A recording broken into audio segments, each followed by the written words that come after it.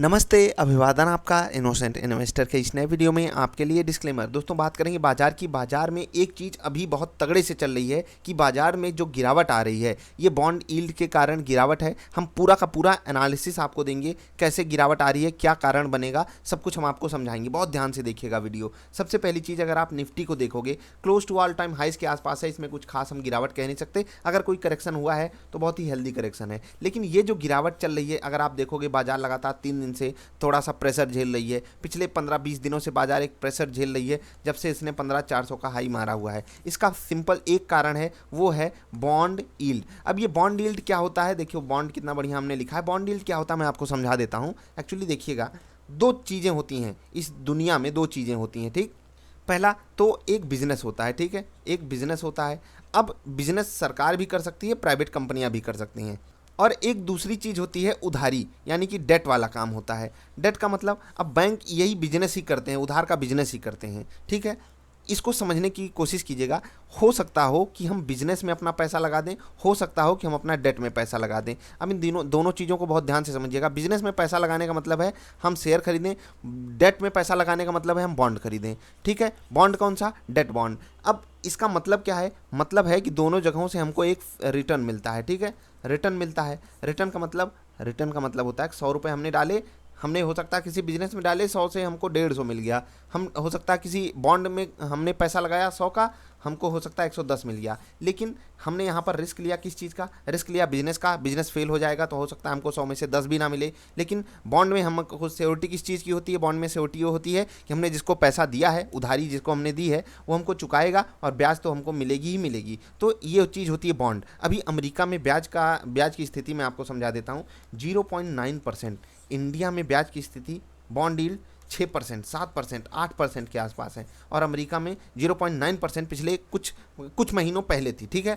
अभी यहाँ पर बहुत तगड़े से मोमेंटम आया है और ये बॉन्ड डील परसेंटेज टर्म्स में बात करें बहुत बड़े लेवल पे बढ़ी हैं, मतलब 40% बढ़ गई। अब ये 40% का मतलब ये नहीं, 40% 50% का मतलब ये कि इसमें 50% का इजाफा हुआ है, ठीक है, इसमें 60% का इजाफा हुआ है। अब इसमें अगर 60% का इजाफा होगा तो 1.5% आ जाएगी बॉन्ड डील। जी हाँ, वही चीज़ मैं आपको दिखाना चाहता हूँ, बहुत ध्यान से देखिएगा। अमेरिका बॉन्ड यील्ड, अमेरिका में 10 साल का बॉन्ड यील्ड कैसे काम किया है उसको मैं आपको समझाऊंगा, बहुत ध्यान से देखिएगा।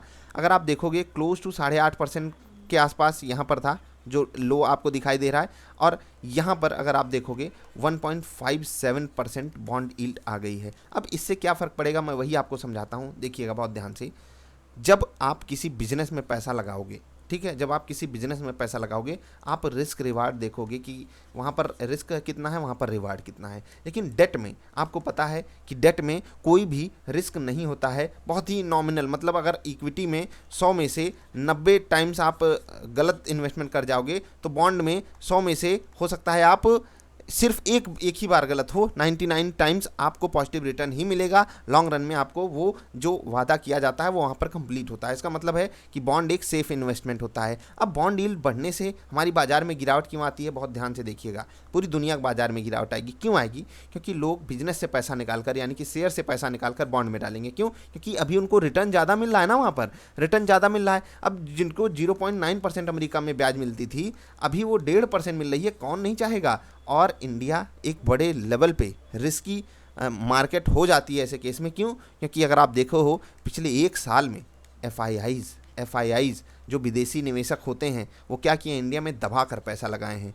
मैं एक चीज़ आपसे कहूँगा, अगर यही बॉन्ड यील्ड 2% के आसपास चली गई ना, भारतीय बाजार में बहुत बड़ा क्रैश आ सकता है। अब एक दूसरा एंगल आपको ये बताया जाएगा कि बॉन्ड यील्ड जब जब बढ़ी हैं बाजार ऊपर जाता है। ये म्यूचुअल फंड वाले आपसे कहेंगे, क्योंकि वो चाहते हैं ना कि आपका पैसा लगा रहना चाहिए। लेकिन एक चीज़ आपको समझनी होगी, हमारे पास खतरा ये है कि हर बार ये खतरा नहीं होता हमारे पास। इस बार खतरा ये है कि एफआईआईज की इन्वेस्टमेंट बहुत बड़े लेवल पे है, इसलिए हमको अलर्ट मोड में ही रहना है, सही स्टॉक्स को सही रेट पे ही खरीदना है, तभी हम अपने आप को सुरक्षित महसूस करवा पाएंगे। आपने समझ लिया कि या तो हम बिजनेस में पैसा लगाते हैं या तो हम डेट में पैसा लगाते हैं। अभी दिक्कतें क्या हैं?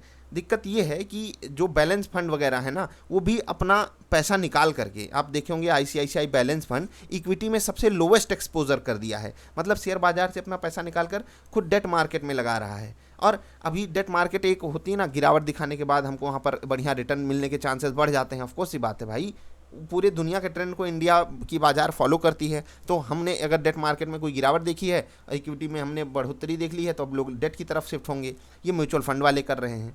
बैंक भी आपको पता है कि जब उनको अपने बॉन्ड इशू करने पड़ते हैं तो क्या होगा, महंगे रेट पे इशू करने पड़ेंगे, कॉर्पोरेट्स को महंगे रेट पे इशू करना पड़ेगा। ये भी एक बहुत बड़ा फ़र्क पड़ता है कि इक्विटी में आपकी परफॉर्मेंस कम आएगी, आपकी प्रॉफिटेबिलिटी कम आएगी। क्यों भाई?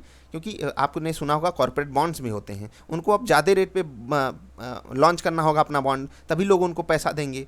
जैसे कि बिजनेसेस को जब पैसा चाहिए होता है, वो हमेशा इक्विटी से पैसा थोड़ी उठाते हैं, वो बॉन्ड से भी पैसा उठा लेते हैं। वो अपना खुद का बॉन्ड लॉन्च करते हैं, जिसको हम कॉर्पोरेट बॉन्ड कहते हैं। वो चीज़ क्या काम करती है, अब उनको यहाँ पर ज़्यादा पैसा खर्च करना पड़ेगा, यानी कि अब वो अपने बिजनेस में कम प्रॉफिटेबिलिटी दिखा पाएंगे। यानी कि शेयर बाजार को बॉन्ड यील्ड जब बढ़ती है, एक डेंट तो पड़ता ही पड़ता है, कोई इस बात से नकार नहीं कर सकता। म्यूचुअल फंड वाले आपको ये ज़रूर बताते फिरेंगे कि नहीं नहीं बाजार तो अंततः ऊपर जाएगी ही जाएगी, लेकिन सच्चाई पे आपका फोकस होना चाहिए। सही जगह मैंने आपको बता दिया कि किस तरीके से रिलेशन है डेट मार्केट का और इक्विटी मार्केट का। आपको बहुत ही वाइजली चीज़ों को चूज़ करना होगा। अब डेट और इक्विटी के अलावा एक चीज़ आती है गोल्ड। मैं आपको गोल्ड भी दिखा देता हूँ, और गोल्ड में भी ये जो गिरावट है इसका कारण मैं आपको समझा देता हूँ। आइए चलते हैं। गोल्ड का चार्ट आपके सामने है, गोल्ड बीच का। अप्रॉक्सीमेटली गोल्ड भी ऐसे ही मोमेंटम किया है, थोड़ा सा वॉल्यूम कम होता है इसलिए थोड़ा सा ऊपर नीचे हो जाता है, खैर फिसल जाता है। अभी देखिए 38 रुपये के आसपास गोल्ड बीच का एक शेयर आपको मिल रहा है। ये सोने का एक्चुअली एक शेयर होता है, ये यूनिट्स में डिवाइडेड होता है। समझिए कि इसके हिसाब से अगर आप सोने को ख़रीदने जाओगे तो काफ़ी बढ़िया आपको गिरावट यहाँ पर मिली हुई है। क्लोज टू, देखो ये क्लोज टू जो 20-22% की गिरावट है ऊपर के लेवल से, ये एक बड़ी गिरावट है।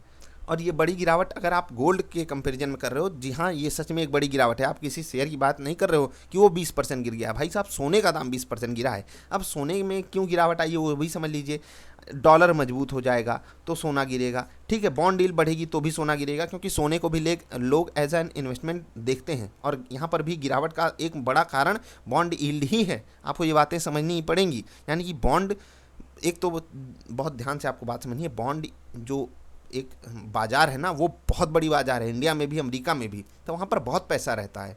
लेकिन जब इक्विटी से निकल कर जाएगा तो वो हमें एक डेंट देने ही वाला है। इसके लिए आप तैयारी बना कर रखिएगा कि आप कहीं गलत जगहों पे गलत स्टॉक में ना फंस जाओ इसी चक्कर में, ठीक। क्योंकि एफआईआई की पोजीशन कुछ ऐसे स्टॉक्स में भी मैंने मतलब होता है ना कि जब आप बाज़ार में देखते रहो चीज़ों को, तो उनकी पोजीशन ऐसी है कि वो किसी भी वक्त अगर बाज़ार में गिरावट का माहौल बनता है तो स्टॉक को बहुत भयंकर भयंकर पटकेंगे।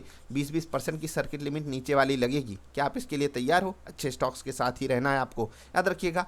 गोल्ड में गिरावट, बॉन्ड बाज़ार में अभी गिरावट शुरू भी नहीं हुई है। मैं तो कहता हूँ जब तक बाज़ार 13,500 के लेवल को ना तोड़ दे तब तक हम गिरावट समझेंगे नहीं। और यहाँ तक तो बहुत हेल्दी करेक्शन हो जाएगा, यहाँ से तो बाज़ार उछल जाएगी। मतलब ये लेवल बाज़ार को नहीं तोड़ना चाहिए, क्योंकि इसके नीचे आप 5-7% जाओगे तो आपको पुराना ऑल टाइम हाई मिल जाएगा। तो कुछ खास बाज़ार में ऐसा सच अभी करेक्शन दिखाई नहीं दे रहा है बॉन्ड डील के कारण, क्योंकि बॉन्ड डील भी एक जगह आकर स्टेबल होगी। ऐसा नहीं है कि ये बढ़ती ही रह जाएंगी, लेकिन मोमेंटम जो आया है ये बहुत ही शार्प है। और एफआईआईज अपना पैसा लेकर जा सकते हैं, तो अगर वो जाते हैं तो आपके ऊपर चोट ना आए, आपको कुछ बुरा फील ना आए, तो आप अलर्ट मोड में रहोगे तो वो आपके लिए बेस्ट केस सिनेरियो होगा। आई होप मैंने आपको समझा दिया किस तरीके से बॉन्ड डील जो है वो इक्विटी मार्केट को, गोल्ड मार्केट को अफेक्ट करती हैं, और किस तरीके से आपको सही डिसीजन लेना है।